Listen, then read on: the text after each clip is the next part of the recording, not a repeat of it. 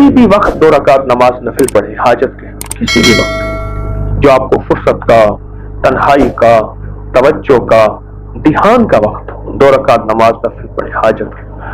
और हाजत के 2 रकात नमाज नफिल पढ़ के ना जब सूरत फातिहा पढ़े तो जहां हमने कोई सूरत मिलानी है कोई, तो उसकी जगह ये दुआ पढ़े, क्योंकि ये कुरानी दुआ है। रब्बना आतिना फिद दुनिया हसनतम व फिल आखिरति हसनतम वकिना अज़ाबन नार। ये जो अज़ाबन नार है ना, इस अज़ाबन नार ये दुनिया और आखिरत के अज़ाब है। कर्ज का अज़ाब, मर्ज का अज़ाब, हाँ, मजबूरियों का अज़ाब, तन्हाइयों का अज़ाब, किसी नशे इल्लत का अज़ाब, किसी जिल्लत का अज़ाब, बेटियों की परेशानियां, तलाकें, बीमारियां, दुख, झगड़े, नफरतें, नाकामियां, परेशानी, इस सारे अज़ाब अज़ाब अज़ाब अज़ाब, ये सब अज़ाब है जो इंसान को जिंदगी में जीते जी परेशानी में मुब्तला कर देते हैं। तो कहने लगे आपने मुझे बताया था, मैंने आपके दर्स में सुना था, तो मैंने एक अज़्म किया, मैंने अल्लाह से दुनिया भी बेहतरीन लेनी है और आखिरत भी बेहतरीन लेनी है। तो अल्लाह ने खुद कह दिया ये पढ़ो मैं दे दूंगा। अल्लाह सच्चा, अल्लाह का वादा सच्चा, मैं अल्लाह के सच्चे वादे से, अल्लाह के खजानों से ये चीजें लूंगा। और कहा कि मैंने बस ये फैसला कर लिया और मैंने इसको 2 नफिल मैंने पढ़े और हमेशा 2 रकात नमाज नफिल हाजत की नियत, सूरत फातिहा के बाद ये दुआ पढ़नी है, रब्बना आतिना फिद दुनिया हसनतम व फिल आखिरति हसनतम वकिना अज़ाब। गिड़गिड़ा के 1 दफा, 5 दफा, 7 दफा, 11 दफा, 30 दफा, 40 दफा, 70 दफा, 100 दफा, 9 दफा, बस इसको पढ़ना है, गिड़गिड़ा के पढ़ते रहना है, पढ़ते रहना है, पढ़ते रहना है, और यकीन के साथ और दर्द के साथ और ध्यान के साथ। और कहा फिर रुकू से, फिर दूसरी रकात में भी ऐसी सूरत फातिहा के बाद जब कहीं सूरत मिलानी है तो यही दुआ पढ़नी है। कहने लगे कि मैंने ये अमल करना शुरू कर दिया, बस ये अमल करता रहा करता रहा करता रहा। और कहा कि मैंने कोई 2.5 पौने 3 साल गालिबन यही बताया, मैं ये अमल करता रहा और पढ़ता रहा, कोई दिन मैंने नागा नहीं किया, जितना थका हुआ होता था। और हर दफा मैंने इसको इस अंदाज से पढ़ा और इस दर्द से पढ़ा जैसे आज मैं पहली दफा पढ़ रहा हूं। क्योंकि बाज़ औक़ात ना इंसान एक दिन तो तवज्जो से पढ़ता है, दूसरे दिन ध्यान से पढ़ता है, चौथे दिन फिक्र, और कुछ दिनों के बाद वो तवज्जो ध्यान उसका खत्म हो जाता है। और वो तवज्जो ध्यान जब खत्म हो गया तो अल्लाह के यहाँ उस अमल की कोई हैसियत नहीं है। तवज्जो, ये देखे ना, तवज्जो है वज से, वज कहते हैं चेहरे को। तवज्जो फरमाइए, मैं कहूंगा आप सारे उधर उधर देख रहे हो और मेरी बात सुन भी रहे हो, तो मैं आपको कहूंगा मेरी बात नहीं सुन रहे, मैं जी आप तवज्जो फरमाएं। तवज्जो कहते हैं वज, वज कहते हैं अरबी में चेहरे, ये चेहरा मेरी तरफ ले आए, इसे कहते हैं तवज्जो। इसको तवज्जो और ध्यान से 2 नफिल पढ़ ले, 2 नफिल पढ़। मुझे कहने लगा कि अब दुनिया की नेमतें मेरे ऊपर फिदा हैं, ये अल्फाज थे उसके। जब माँ होती है उसके अंदर भी अल्लाह पाक गैबी निजाम विजदान का, हाँ मेरे बेटे को भूख लगी है, मेरा दूध गिर रहा है, मेरे अंदर की कैफियत है, मेरा बच्चा उठ गया है, वो एक कश्फ होता है माँ को जो फिर किसी को नहीं होता। जो बंदा 27 दफा इस दुआ को पढ़ लेगा, जो दुआ मांगेगा कबूल होगी। और फरमाया जो ये दुआ पढ़ेगा उसके जरिए से मखलूक को रिस्क दिया जाएगा। अम्मा बस बूढ़ी है, दुआएं दे देती है, कहा तुझे मुबारक हो, मैं मूसा हूँ और रब के इंतखाब पे आया हूँ, तो माँ की खिदमत करता है, इस खिदमत की वजह से तुझे मैं ढूंढता ढूंढता खुद पहुंचा। ए मौला, और जिनकी इस दुनिया से रुखसत हो गई हैं वो माँओं को ना भूलें, उनकी कब्रों को ना भूलें, उनको हदिया देना ना भूलें।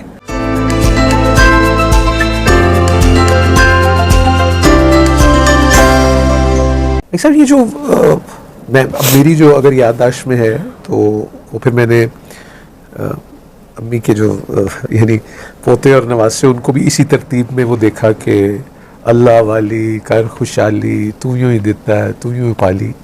ये जो थपकी है जिसका भी आपने भी जिक्र किया, ये हाँ तो वो होते, लेकिन ये थपकी देना जो है ये क्या कर देती है थपकी? जो रोटी बेलने की पकी होगी वो दिलों को तोड़ देगी, जो रोटी हाथों की पकी होगी वो दिलों को ऐसे जोड़ देगी। अल्लाह अकबर। बेलने की आप कह रहे हैं, वो तोड़ेगी जो ये होगी ये जोड़ेगी। हाथों का तो असर है, 2 हाथ आपस में है।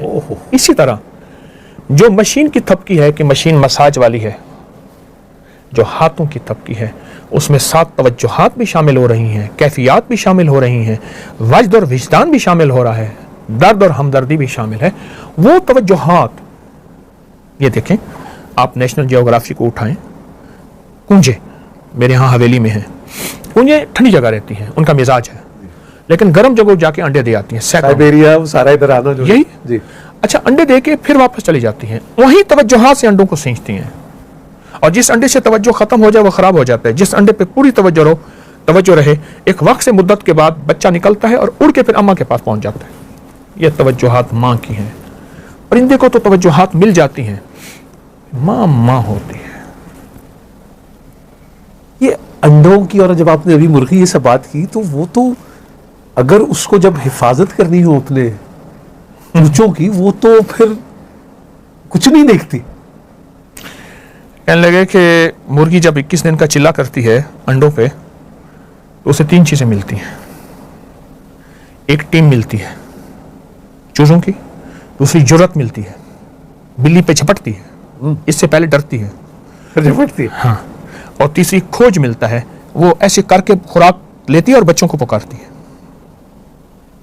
तो इसी तरह माँ जब माँ होती है, फिर उसके अंदर भी अल्लाह पाक गैबी निज़ाम विजदान का, हाँ मेरे बेटे को भूख लगी है, मेरा दूध गिर रहा है, मेरे अंदर की कैफियत है, मेरा बच्चा उठ गया है, वो एक कश्फ होता है माँ को जो पर किसी को नहीं होता।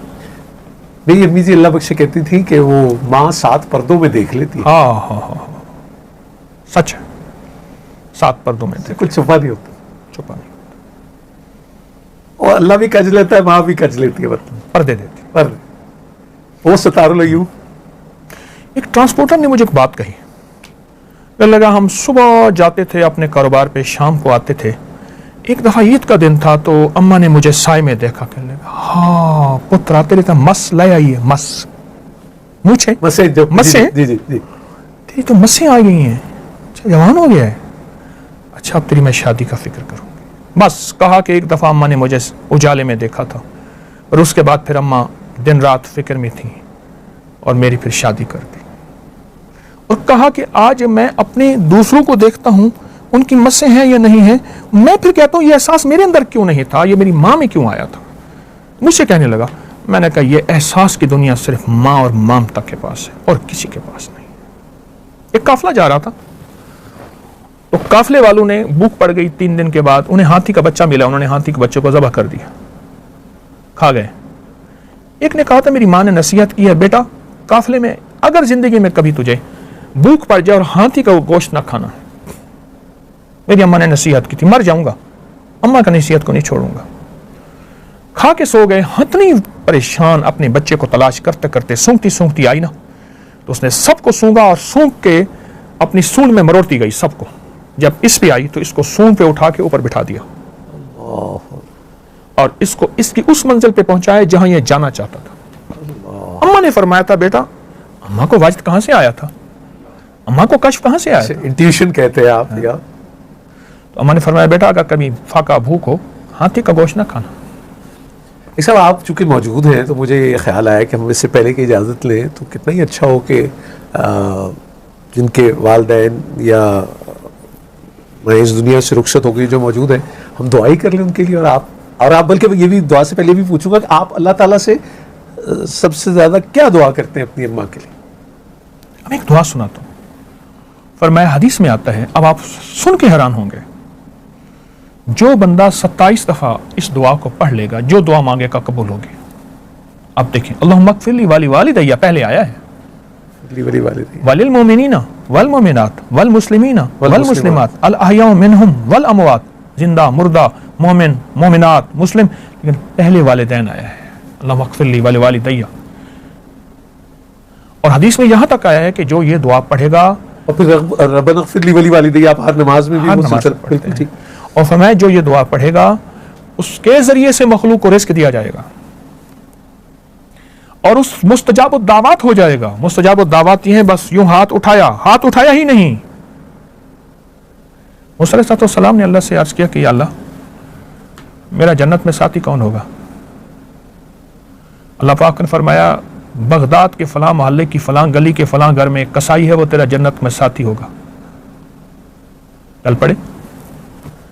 सफ़र करते करते वहाँ पहुँचे तो कसाई की दुकान पे पहुँचे और दुकान के बाद घर पहुँच, उसके साथ कहा मैं तेरा मेहमान होना चाहता हूँ, परदेसी हूँ।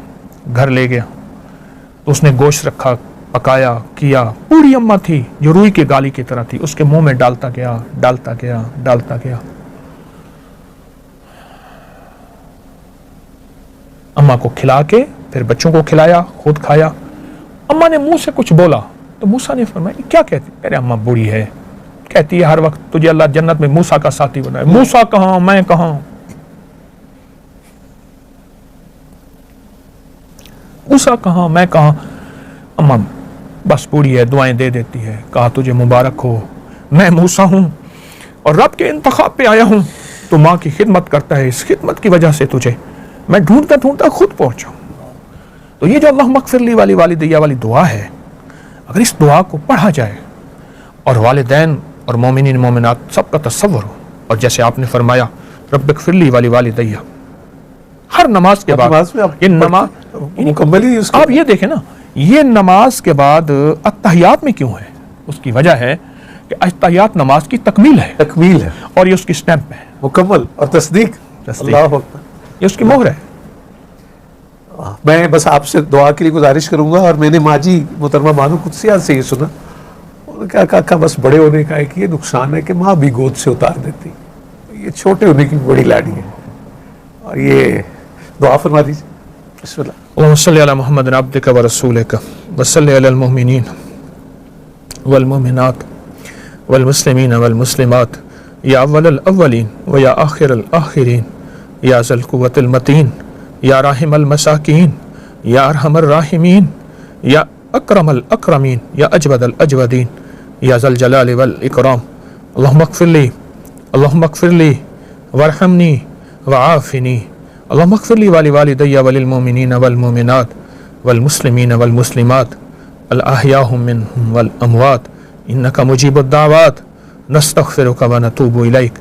परवरदिगार आलम, जिस तरह हम यहाँ जमा हैं ऐसे जन्नत में जमा कर दे, खात्मा ईमान पे कर दे।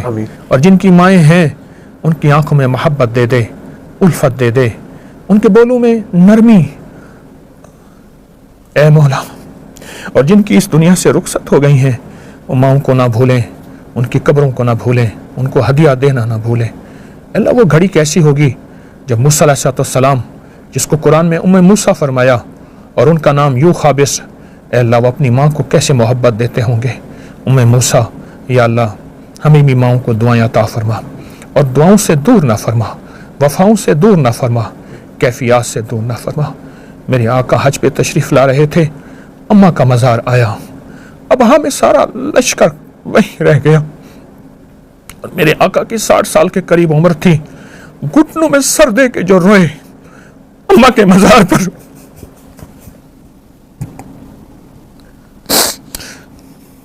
सारा लश्कर रात वहीं गुजारी, 6-7 साल के थे। अम्मा को आखिरी लम्हात में देखा, सिर्फ एक लौंडी साथ थी। फिर वो